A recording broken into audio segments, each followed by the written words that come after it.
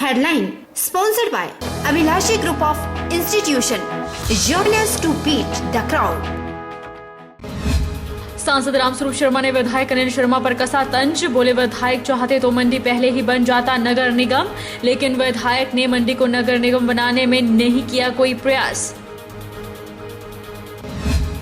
मंडी नगर निगम के प्रस्ताव को मिली कैबिनेट की मंजूरी। भाजपाइयों में खुशी की लहर। शेरी मंच पर मनाया जश्न, एक दूसरे को बांटे लड्डू, खूब की आतिशबाजी। कोविड-19 के चलते इस बार मंदिरों में श्रद्धालुओं की संख्या रही कम। मंदिर के चढ़ावे में भी आई कमी। शारदीय नवरात्रों में 67,38,723 रुपए का चढ़ा नगद। और धपोटा पुलिस ने 150 बोरी सरकारी सीमेंट किया बरामद। 2 लोगों के खिलाफ मामला किया दर्ज। मकान में रखे सीमेंट को ट्रैक्टर ट्रॉली में भरकर नालागढ़ थाना ले आई पुलिस। नमस्कार, आप देख रहे हैं आज 24x7। मैं हूं जनीशा। सांसद रामस्वरूप शर्मा ने सदर विधायक अनिल शर्मा पर निशाना साधते हुए कहा कि अगर विधायक चाहते तो पहले ही मंडी नगर निगम बन जाता। विधायक लंबे समय से महत्वपूर्ण पदों पर रहे, लेकिन उन्होंने मंडी को नगर निगम बनाने का कोई प्रयास नहीं किया। मंडी को नगर निगम बनाने की मांग लोग लंबे समय से कर रहे थे। मुख्यमंत्री जयराम ठाकुर के नेतृत्व में प्रदेश सरकार ने सोलन, पालमपुर और मंडी को नगर निगम बनाने का ऐतिहासिक निर्णय लिया है। सांसद रामस्वरूप शर्मा ने पत्रकार वार्ता को संबोधित करते हुए कहा कि प्रदेश सरकार ने स्तरोन्नत की गई 3 नगर निगमों के दायरे में आने वाली भूमि और भवनों को 3 साल की अवधि के लिए सामान्य टैक्स के भुगतान से छूट देने का महत्वपूर्ण निर्णय लिया है। सांसद रामस्वरूप शर्मा ने सदर विधायक अनिल शर्मा पर निशाना साधते हुए कहा कि वे लंबे समय से महत्वपूर्ण पदों पर रहे, लेकिन उन्होंने मंडी को नगर निगम बनाने का कोई प्रयास नहीं किया। मंडी को नगर निगम बनाने की मांग लोग लंबे समय से कर रहे थे। सरकार द्वारा स्तरोन्नत किए गए 3 नगर निगमों में शामिल क्षेत्रों की भूमि और भवनों को 3 साल की अवधि के लिए सामान्य टैक्स के भुगतान से छूट देने का महत्वपूर्ण निर्णय लिया है। इससे नगर में शामिल क्षेत्रों में हजारों परिवारों को लाभान्वित होंगे, उनको सुविधा मिलेगी। इतना महत्वपूर्ण निर्णय हुआ, वो लंबे समय से इन पदों पर विराजमान रहे। धर्मशाला नगर निगम बन गई, मंडी वंचित रहा था। लोग चाहते थे, और अब भी जब यहाँ के शहर के लोग, सामान्य लोग चाहते थे नगर निगम बने, और जिस तरह माननीय मुख्यमंत्री जी भी इस नगर निगम बनाने के लिए पूरे प्रयत्नशील थे, और सबकी अपेक्षा आकांक्षाओं के लिए माननीय मुख्यमंत्री ने इस ओर कदम बढ़ाया था, लेकिन स्थानीय विधायक इस नगर निगम को बनाने के लिए कोई प्रयत्न नहीं किया। कभी शहरों को कहना, कभी ग्रामीण विधायक कुछ और बात करना, इन जनताओं को भटकाते रहे। इन 62 वर्षों में अपना दायित्व तो निर्वाह नहीं किया। मंडी नगर निगम के प्रस्ताव को कैबिनेट की मंजूरी मिलने के बाद मंडी शहर के शेरी मंच पर मंडी भाजपा द्वारा जश्न मनाया गया, और जश्न में मंडी शहर के समस्त धार्मिक सामाजिक संस्थाओं के प्रतिनिधियों ने भाग लिया। इस दौरान प्रदेश सरकार के फैसले का स्वागत भी किया गया।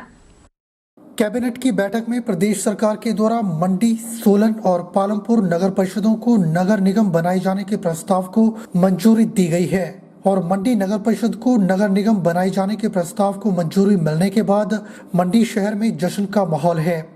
मंडी शहर की शेरी मंच पर मंडी भाजपा के द्वारा जश्न मनाया गया। इस मौके पर मंडी शहर की समस्त धार्मिक सामाजिक संस्थाओं के प्रतिनिधियों ने अपनी उपस्थिति दर्ज करवाई। इस मौके पर कार्यकर्ताओं और संस्था के प्रतिनिधियों को लड्डू बांटे गए और आतिशबाजियां चलाई गई। वहीं इस अवसर पर मंडी जिला भाजपा अध्यक्ष रणवीर ठाकुर ने कहा कि मुख्यमंत्री जयराम ठाकुर के नेतृत्व में प्रदेश सरकार ने मंडी नगर परिषद को नगर निगम का दर्जा दिए जाने का ऐतिहासिक निर्णय लिया है, और मंडी शहर की जनता लंबे समय से इस मांग को कर रही थी।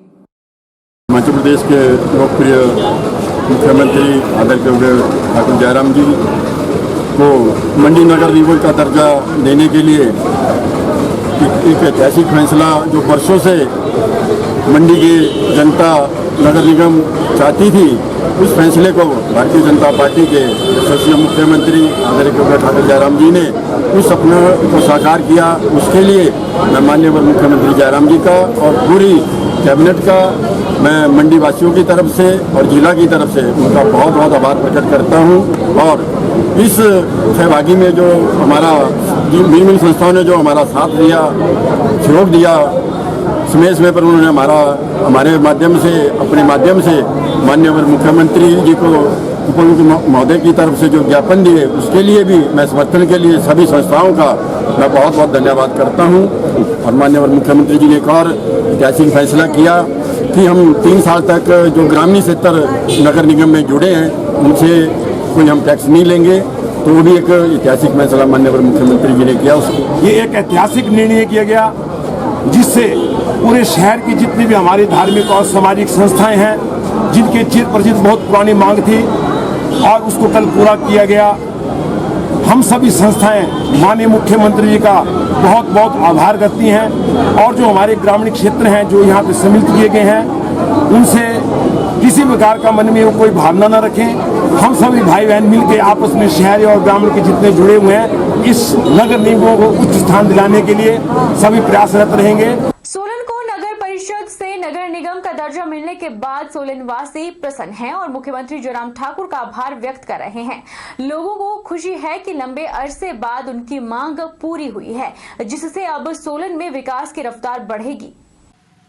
लोगों ने बताया कि लंबे अरसे से सोलन वासियों की नगर निगम बनाए जाने की मांग मुख्यमंत्री जयराम ठाकुर की राजनीतिक इच्छा शक्ति से पूरी हुई है। लोगों ने बताया कि सोलन को नगर निगम बनाए जाने से यहां पर चहुमुखी विकास होगा और केंद्र की योजनाओं का सीधा लाभ सोलन नगर निगम को मिलेगा। बजट भी पहले से अधिक होगा, जिससे लोगों की उम्मीद है कि नगर निगम बनने से सोलन में विकास का काया पलट होगा। सरकार का बहुत ही महत्वपूर्ण फैसला है और माननीय जयराम जी की इसके लिए बहुत बहुत धन्यवाद और आभार प्रकट करना चाहिए, क्योंकि बहुत परिचित बहुत लंबे समय से ये प्रतीक्षा की जा रही थी कि सोलन को नगर निगम मिले। ये सभी को मालूम है कि शिमला के बाद सबसे बड़ा नगर जो है वो सोलन कहलाता है। पिछली बार कांग्रेस राज में वो धर्मशाला को मंत्री होने के नाते लेके गए, लेकिन सोलन की जनता उस समय ठगी से महसूस कर रही थी। बहुत खुशी का दिन है कि सालों से चली आई पुरानी डिमांड जो है सोलन वासियों की पूरी हुई। ये तो पहले ही नगर निगम बन जाना चाहिए था धर्मशाला के साथ ही, पर कई राजनीतिक कारणों से ये लेट हो गया।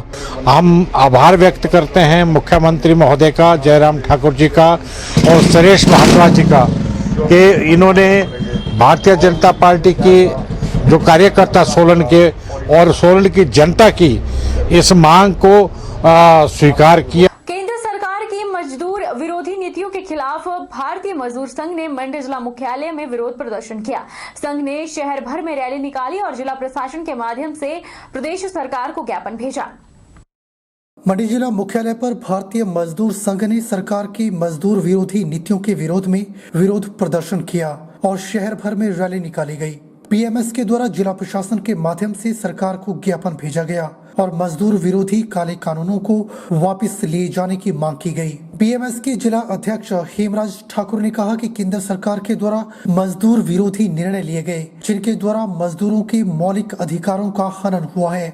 मजदूरों के सिक्योरिटी एक्ट और न्यूनतम वेतन को लेकर सरकार ने कोई कदम नहीं उठाए। उन्होंने सरकार को चिताया कि आने वाले समय में सरकार के द्वारा मजदूर विरोधी काले कानूनों को वापस नहीं लिया गया तो भारतीय मजदूर संघ मजदूरों के हित में देश और प्रदेश में अपने आंदोलन को और भी तेज करेगा।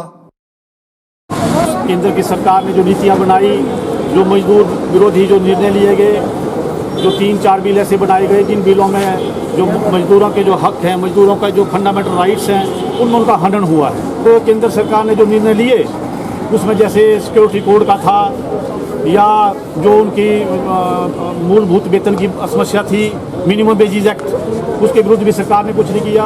सिक्योरिटी कोड के बारे में सरकार ने कुछ नहीं किया और जिन इकाइयों में, जिन इंडस्ट्रियल यूनिट्स में 300 से कम जो लोग हैं वहाँ पे यूनियन की स्थापना नहीं की जा सकती। इसका मतलब ये हुआ कि जो एम्प्लॉइज़ हमारे जो असंगठित क्षेत्र के जो लोग हैं या संगठित क्षेत्र के जो लोग हैं उनके ऊपर जो यूनियन ना बनाना 300 से कम लोगों का, ये उन मजदूरों का, उन एम्प्लॉइज़ के फंडामेंटल राइट्स, मौलिक अधिकारों का हनन है। जो हमारे कर्मचारी हैं, जैसे असंगठित क्षेत्र के जो लोग हैं उनके EPF, जैसे हमारे 4 लेन की समस्या है, हमारे 4 लेन में हमने मीटिंग की बहना में, तो जो वहाँ पे जो लोग काम कर रहे हैं, जो वहाँ पे जो ठेकेदार काम कर रहे हैं, वहाँ पे लोगों का EPF एक साल से जमा नहीं हुआ है। तो हमें सरकार को चेतावनी देते हैं और इंडस्ट्रियल डिपार्टमेंट में जो अधिकारी बैठे हुए हैं उनको भी चेतावनी देते हैं कि जितने भी यहाँ पे यूनिट काम कर रहे हैं उन यूनिटों में जो मजदूर हैं, जो एम्प्लॉइज़ हैं, उनके EPF को काटा जाए। भारतवर्ष में मजदूरों की सबसे बड़ी समस्या आज तक रही है कि जो न्यूनतम दिहाड़ी थी, जो मिनिमम वेजेज एक्ट था, उसके ऊपर हमने समय समय पर बात की थी, लेकिन सरकार ने इसके बारे में कोई बात नहीं की। जब केंद्र में सरकार बनी थी तो एक घोषणा पत्र में था कि मजदूरों को मिनिमम वेजेज एक्ट दिया जाएगा और 15,000 रुपये का सरकार का एक विषय था, उसमें सोच था, सरकारें निर्णय ले रही थी, लेकिन उस निर्णय को लागू नहीं किया गया। रुकेंगे एक छोटे से ब्रेक के लिए, ब्रेक के पार फौरन लौटेंगे।